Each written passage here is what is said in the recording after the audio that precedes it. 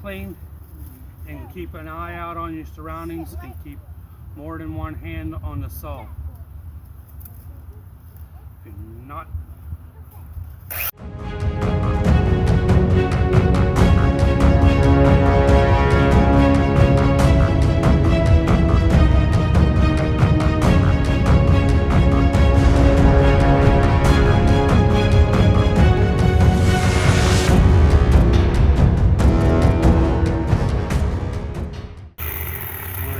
show you guys something.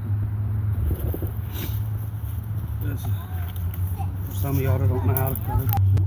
There's two things you gotta always remember when cutting. Is where your pressure is. This log's off the ground. The log's off the ground, but it's sitting on logs. It's got pressure forcing this way. So when I cut, it's got the pressure here, it's got pressure there. Start your cut at the top, switch to the bottom, come up, then there. What you do is one will open, but the other will open too. Depends on which way the force and the pressure is. Like, say if this had a log on that end and the big heavy in here, if it was in there, you want to start on the bottom and cut as far as you can around on both sides to get about almost halfway. What it does is it causes a void or an opening when it starts to separate, just open like that. If you got downward pressure, or where you just got the weight of the thing with nothing underneath it, you want to cut from the top where it'll split open and fall. There. Try to take a minute, look it over, say, okay, which way do I need to cut? Well, what you can do if you don't know which way, either one, is just make you a small cut at the top and the bottom. Slowly work your bottom. If you start to see it closing, stop and go to your top. That way you won't grab and pinch your saw. Like if it's got weight that's gonna go from the center to put pressure on your saw when you're cutting at the top. You got an opening where your saw blade is. What it's going to do is it's going to grab a hold and it won't let it go. You can always use another saw. If you don't have a saw, you can use an axe. Same way with the bottom. You want to, it's depending on where your pressure and stuff is. I just want to let you know that. And if you're cutting down trees, always look where your biggest limbs are and which way it slightly leans, and cut your notch in the direction opposite of the way the weight is. If you ain't got no objects that will be damaged by it, just take and don't put it directly underneath it, but go somewhere there. And just always wear your personal protection. I know I'm not, but please do that. Keep your hands firmly on the saw.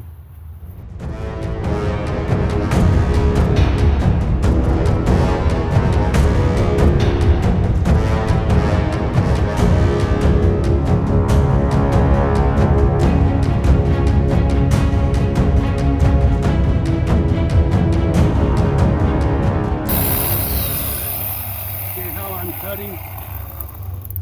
There's pressure here and here. There's not much, but when I'm cutting, the saw has got weight to it too, because I'm using the weight of the saw to go down.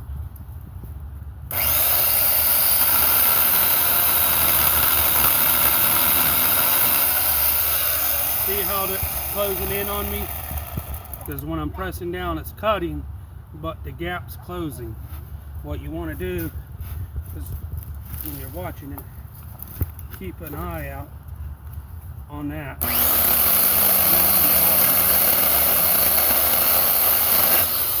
Make it split.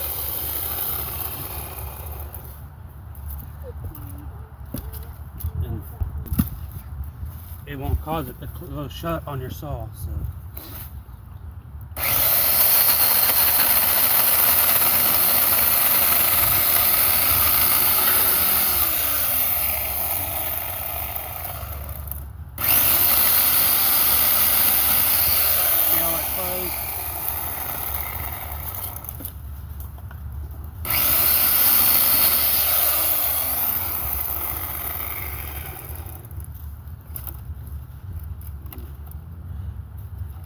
when it's got downward pressure, it wants to close on your saw. What you want to do, when it's got downward pressure, when you cut from the top, it'll open the gap, but as you cut towards the center, it wants to pinch your saw. You want to switch to the bottom to open up the gap. And, when the gap's here and it's closing, when it's not cut, it wants to it'll allow it to fully close but open at the same time. It keeps from pinching your saw. It's a hyper tough 14-inch blade and chain. It's electric. What the neat feature is, you put your oil here.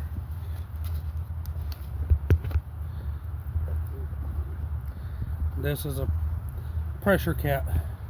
You push it like a primer button. What it does is it pushes a little stream of oil out the bottom over the bar and chain. It pushes it through the bottom here, and it sprays the components too. But I've had mine for a while.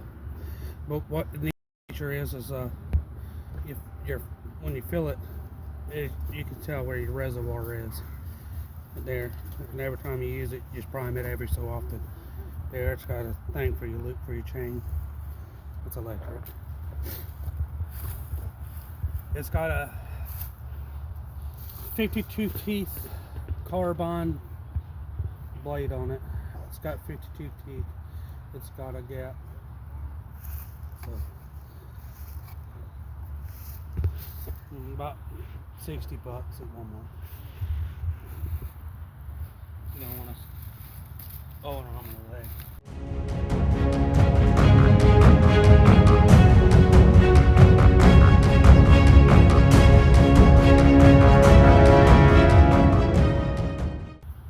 I've cut down full size trees with this,